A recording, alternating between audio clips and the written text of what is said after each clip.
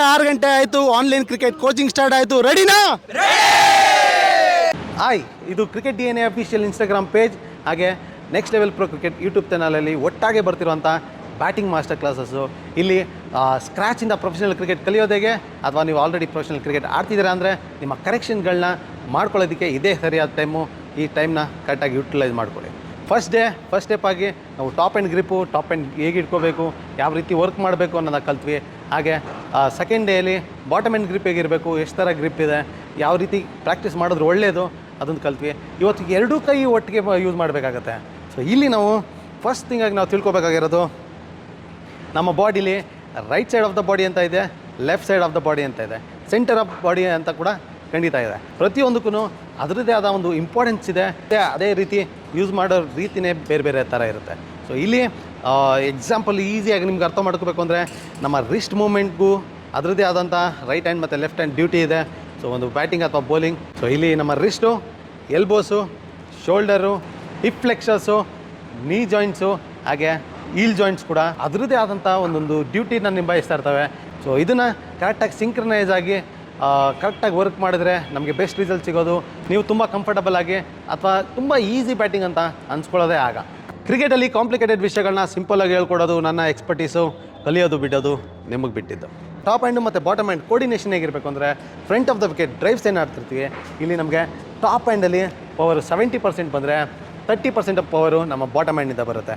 So especially ಡ್ರೈವ್ಸ್ಗೆ ಈ method ಅಥವಾ ಈ ಟರ್ಮ್ಸ್ಗಳನ್ನ ಯೂಸ್ ಮಾಡ್ಕೊಳ್ಳೋದು ಅರ್ಥ ಮಾಡ್ಕೊಳ್ಳೋಕ್ಕೆ ಈಸಿ ಆಗುತ್ತೆ. ಸೊ ನಮ್ಮ ಸ್ಟ್ರೆಂತ್ನ ಡಿವೈಡ್ ಮಾಡ್ಕೊಳ್ಳೋದು ಹೇಗೆ ಅಂತ. ಸೊ 70% ಆಫ್ ಪವರು ನನ್ನ ಟಾಪ್ ಹ್ಯಾಂಡಿಂದ ಬಂದರೆ 30% ಆಫ್ ಪವರ್ ಆ್ಯಂಡ್ ಕಂಟ್ರೋಲ್. ಇಲ್ಲಿ ಫ್ರಂಟ್ ಆಫ್ ದ ವಿಕೆಟು ನಮಗೆ ಕರೆಕ್ಟಾಗಿ ಕೋರ್ಡಿನೇಟ್ ಆಗಲಿಲ್ಲ ಅಂದರೆ, ಬಾಟಮ್ ಹ್ಯಾಂಡ್ ಒಂದು ಕಡೆ ಹೋಗ್ತಿದೆ, ಟಾಪ್ ಹ್ಯಾಂಡ್ ಒಂದು ಕಡೆ ಹೋಗ್ತಿದೆ ಅಂದರೆ ಏನಾಗುತ್ತೆ ಅಂದರೆ, ನಮ್ಮ ಟಾಪ್ ಹ್ಯಾಂಡು ಇಲ್ಲಿ ಸ್ಟ್ರೈಟ್ ಡೌನ್ ಬರೋಕ್ಕೆ ಟ್ರೈ ಮಾಡ್ತಾಯಿದೆ, ಇಲ್ಲಿ ಈ ರೀತಿ ಸ್ಟ್ರೈಟ್ ಬರೋಕ್ಕೆ ಟ್ರೈ ಮಾಡ್ತಾಯಿದೆ. ಆದರೆ ನನ್ನ ಬಾಟಮ್ ಹ್ಯಾಂಡ್ ಗ್ರಿಪ್ ಸರಿ ಇಲ್ಲ ಅಂದಾಗ ಈ ಕೈ ಹಿಂಗೆ ಪುಷ್ ಮಾಡ್ತಾ ಇರುತ್ತೆ. ಇಲ್ಲಿ ನಮಗೆ ಈ ರೀತಿ ಆಡುವಂಥ ಅಥವಾ ಕ್ರಾಸ್ ಬ್ಯಾಟ್ ಶಾಟ್ಗಳು ಆಡುವಂಥದ್ದು ಇಲ್ಲೇ ಆಗೋದು. ಅದಕ್ಕೆ ಟಾಪ್ ಹ್ಯಾಂಡು ಮತ್ತು ಬಾಟಮ್ ಹ್ಯಾಂಡು ಕರೆಕ್ಟಾಗಿ ವರ್ಕ್ ಆಗೋದು ತುಂಬಾ ಇಂಪಾರ್ಟೆಂಟ್ ಆಗುತ್ತೆ. ಸೊ ಸಿಂಪಲ್ಲು ನೆನ್ನೆ ಮೊನ್ನೆ ಕಲ್ತಿರೋ ರೀತಿ ಸೇಮ್ ಗ್ರಿಪ್ಪು, ಆದರೆ ಪ್ರಾಕ್ಟೀಸ್ ಮಾಡೋ ರೀತಿ ಬೇರೆ ಥರ ಇರುತ್ತೆ ಈಗ. ಸೊ ಫಸ್ಟ್ ಡೇ ಏನು ಕಲ್ತ್ವಿ ಟಾಪ್ ಆ್ಯಂಡ್ ಗ್ರಿಪ್ಪು, ಮತ್ತು ನಿಮಗೆ ಈಗಲೂ ಕೂಡ ನಿಮಗೆ ಸೆಕೆಂಡ್ ನೇಚರ್ ಅಥವಾ ಮಸಲ್ ಮೆಮರಿ ಕೂತಿರಲ್ಲ 100%. ಇದು 2-3 ದಿನದಲ್ಲಿ ಅಥವಾ ಶಾರ್ಟ್ ಟೈಮಲ್ಲಿ ಕಲಿಯೋಂಥದ್ದಲ್ಲ, ಲಾಂಗ್ ಟೈಮ್ಗೆ ಕಲಿತಾ ಇರೋದ್ರಿಂದ ಸ್ವಲ್ಪ ಟೈಮ್ ಹಿಡಿಯುತ್ತೆ ಟೆಕ್ನಿಕಲ್ ವಿಷಯದಲ್ಲಿ ಕಲಿಬೇಕಾದ್ರೆ. ಸೊ ಮತ್ತೆ ನಾವು ಇವತ್ತೇನು ಮಾಡಬೇಕು, ಮತ್ತೆ ಟಾಪ್ ಹ್ಯಾಂಡ್ನ ಹೋಲ್ಡ್ ಮಾಡಬೇಕಾಗುತ್ತೆ. ಅದೇ ರೀತಿ ಕೊಟ್ಟಿರೋಂಥ ಚೆಕ್ ಪಾಯಿಂಟ್ಗಳು ಫುಲ್ ಫಾರ್ಮ್ ಆಗಿ ಫುಲ್ ಸ್ಕಿನ್ ಸ್ಟ್ರೆಚ್ ಆಗ್ತಾ ಇರಬೇಕಾಗುತ್ತೆ ಟಾಪ್ ಹ್ಯಾಂಡಲ್ಲಿ. ಇಲ್ಲಿ ಸೊ ಆಫ್ ಟೆಂಪ್ ಲೈನಲ್ಲಿ ಬ್ಯಾಟ್ ಇರಬೇಕು. ಸೊ ಇಲ್ಲಿಂದ ಇಲ್ಲಿ, ಸೊ ಬ್ಯಾಟ್ ಮೇಲೆ ಹೋಗಲಿ ತೊಂದರೆ ಇಲ್ಲ. ಇದು 100 ಟೈಮ್ಸು. ನೆಕ್ಸ್ಟು ನೆನ್ನೆ ಹೇಳ್ಕೊಟ್ಟಂತೆ ಬಾಟಮ್ ಹ್ಯಾಂಡ್ ಯೂಸ್ ಮಾಡೋವಂಥದ್ದು, up down, up down, up down. So ಇದು 10 ಟೈಮ್ಸ್ ಆಯಿತು. ಇನ್ನು ಎರಡು ಕೈ ವರ್ಕ್ ಮಾಡೋದು ಹೇಗೆ, ಇಲ್ಲಿ ತುಂಬ ಮೇಜರ್ ಅಂದರೆ ಮೇಜರು ನೀವು ಅಬ್ಸರ್ವ್ ಮಾಡಬೇಕಾಗಿರೋದು ಇಲ್ಲಿ ಅಂದರೆ, ಎರಡು ಕೈಗೆ ಹೋಗ್ತಾಯಿದ್ದೀವಿ. ಇದು ಒನ್ ಆಫ್ ದ ಮೇನ್ ಅಥವಾ ಕೀ ಪಾಯಿಂಟ್ ಅಂದರೆ ಇದೇನೆ. ಇಲ್ಲಿ ನಾವು ಟಾಪ್ ಹ್ಯಾಂಡ್ ಮಾಡಬೇಕಾದ್ರೆ ಲೆಫ್ಟ್ ಟಿಪ್ಪಿಂದ ರೈಟ್ ಟಿಪ್ಪಿಗೆ ಬರ್ತಿತ್ತಲ್ವ ಬ್ಯಾಟು, ಹಾಗೆ ಬಾಟಮ್ ಹ್ಯಾಂಡು ಮಾಡಬೇಕಾದ್ರೆ ನನ್ನ ರೈಟ್ ಟಿಪ್ ಏನಿತ್ತು, ರೈಟ್ ಟಿಪ್ ಹತ್ರನೇ ಇತ್ತು, ಬರೀ ರಿಸ್ಟಿಂದ ಫ್ಲಿಕ್ ಮಾಡ್ತಿದ್ವಿ ಅಷ್ಟೇ. ಅದೇ ರೀತಿ ಇಲ್ಲಿ ನಮಗೆ ಎರಡು ಕೈ ಇಟ್ಕೊಂಡಾಗ ಟಾಪ್ ಹ್ಯಾಂಡು ನಮ್ಮ ರೈಟ್ ಟಿಪ್ಪಿಂದ ಲೆಫ್ಟ್ ಟಿಪ್ಪಿಗೆ ಬರುತ್ತೆ. ಬಟ್ ನನ್ನ ಕೈ ಏನಿದೆ, ಸೊ ಇಲ್ಲಿ ಬಾಡಿ ಹತ್ರನೇ ಇರುತ್ತೆ, ಆಚೆ ಹೋಗೋದಿಲ್ಲ ಅಥವಾ ಹಿಂದೆ ಹೋಗೋದಿಲ್ಲ, ಇಲ್ಲಿ ಕೈ ಹತ್ರನೇ ಇರುತ್ತೆ.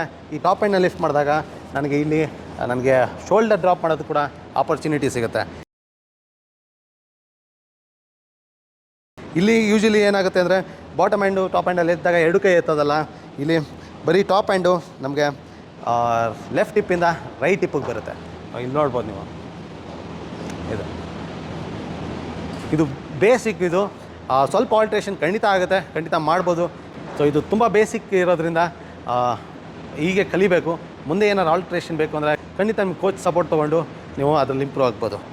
ಇಗ್ನೋರ್ ಮಾಡೋರು ಮಾಡಲಿ, ಯಾರು ಗುರುದಕ್ಷಿಣೆ ಕಳಿಸ್ತಿದ್ದೀರಾ ನೀವು ಟ್ರಾನ್ಸಾಕ್ಷನ್ ಹಿಸ್ಟ್ರಿನ ಕಾಪಾಡ್ಕೊಳ್ಳಿ, ಮುಂದೆ ಕೆಲಸಕ್ಕೆ ಬಂದರೂ ಬರ್ಬೋದು. ಸೊ ಪ್ರಾಕ್ಟೀಸ್ ಮಾಡೋದು ಹೇಗೆ, again 10 times with top hand,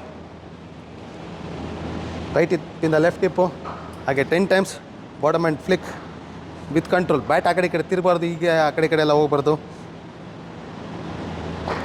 ಈಗ ಸೊ 10 ಟೈಮ್ಸ್ ಆಯಿತಾ.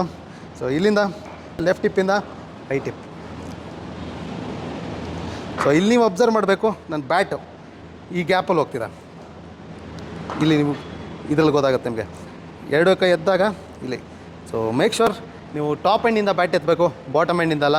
ಬಾಟಮ್ ಎಂಡಿಂದ ಎತ್ತೋದಲ್ಲ, ಬಾಟಮ್ ಎಂಡಿಂದ ಒಳಗಡೆ ಈ ಗ್ಯಾಪಲ್ಲಿ ಹೋಗುತ್ತೆ ಅಷ್ಟೇ. ಬಟ್ ನೀವು ಎತ್ತೋದೇನಿದ್ರು ಟಾಪ್ ಎಂಡಲ್ಲೇ ಇಲ್ಲಿ ಹೀಗೆ. ಸೊ ನಿಮಗೆ ಫೀಲ್ ಆಗಬೇಕು, ನಿಮಗೆ ಇದು ಎಕ್ಸ್ಪೆಷಲಿ ನೀವು ಈ ಡ್ರಿಲ್ನ ಮಾಡಬೇಕಾದ್ರೆ ಇದು ಫೀಲ್ ಆಗಬೇಕು. ನೀವು ಎವ್ರಿ ಟೈಮ್ ನೀವು ಬ್ಯಾಟ್ನ ಎದ್ದಾಗ ನೀವು ಶೋಲ್ಡರ್ ಡ್ರಾಪ್ ಮಾಡ್ತಿರೋ ಫೀಲ್ ಆಗಬೇಕು, ಐಸ್ ಲೆವೆಲ್ ಆಗಿರಬೇಕು, ಯಾವುದೇ ಫುಟ್ ಮೂವ್ಮೆಂಟ್ ಬೇಕಾಗಿಲ್ಲ. ಸೊ ನೀವು ತುಂಬ ಕೇರ್ಫುಲ್ಲಾಗಿ ಅಬ್ಸರ್ವ್ ಮಾಡಬೇಕಾಗಿರೋದು, ಇಲ್ಲಿ ನೀವು ಕೈ ಆಚೆ ಹೋಗ್ಬಾರ್ದು. ಆಚೆ ಹೋದರೆ ಅದರಿಂದ ತೊಂದರೆಗಳು ಜಾಸ್ತಿ ಆಗುತ್ತೆ.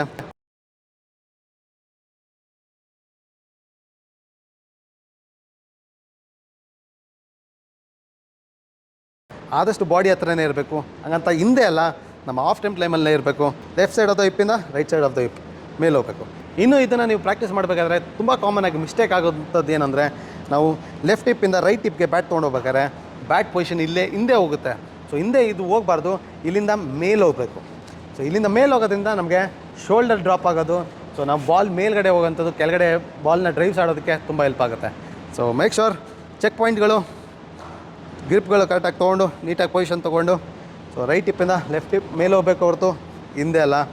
ಹಾಗೆ ಲಿಫ್ಟ್ ಮಾಡಬೇಕಾದ್ರೆ ಟಾಪ್ ಎಂಡಿಂದ ಲಿಫ್ಟ್ ಮಾಡಬೇಕು, ಬಾಟಮ್ ಎಂಡ್ ಜಸ್ಟ್ ಸಪೋರ್ಟ್ಗಿರಲಿ ಸಾಕು. ಹೀಗೆ ಹೀಗೆ. ಸೊ ಇಲ್ಲಿಂದ ಕೂಡ ನೀವು ಹೆಡ್ ಸ್ಟಿಲ್ ಇಡೋದನ್ನ ಈಗಲಿಂದನೇ ಅಭ್ಯಾಸ ಮಾಡ್ಕೊಳ್ಳೋದು ಒಳ್ಳೆಯದು.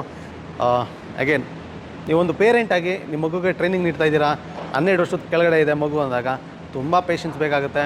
ಸೊ ಕಾಮನಾಗಿ ಮಿಸ್ಟೇಕ್ ಮಾಡೇ ಮಾಡ್ತಾರೆ. ಸೊ ಫಸ್ಟ್ ನೀವು ಕೂಡ ಮಾಡಿ, ಸೊ ನಿಮಗೂ ಅರ್ಥ ಆಗುತ್ತೆ. ನಿಮ್ಗೆ ಅರ್ಥ ಆದಮೇಲೆ ಅವ್ರಿಗೂ ಕೂಡ ಬೆಟ್ರಾಗಿ ಹೇಳ್ಕೊಡ್ಬೋದು. 4-5 ವರ್ಷದ ಮಕ್ಕಳಿಂದ ಕೂಡ ನೀವು ಖಂಡಿತ ನೀವು ಟ್ರೈನ್ ಮಾಡ್ಬೋದು. ಆದರೆ ಪ್ಲಾಸ್ಟಿಕ್ ಬ್ಯಾಟು ಅಥವಾ ಪ್ಲಾಸ್ಟಿಕ್ ಸ್ಟಂಪ್ಸು ಯೂಸ್ ಮಾಡೋದು ಇಂಪಾರ್ಟೆಂಟು. ಹೆವಿ ಬ್ಯಾಟ್ಸ್ ಬೇಡ, ಯಾಕೆಂದರೆ ನಾವು ಟ್ರೈನ್ ಮಾಡ್ತಿರೋದು ನಮ್ಮ ಮೈಂಡ್ ಮತ್ತು ಮಸಲ್ನ.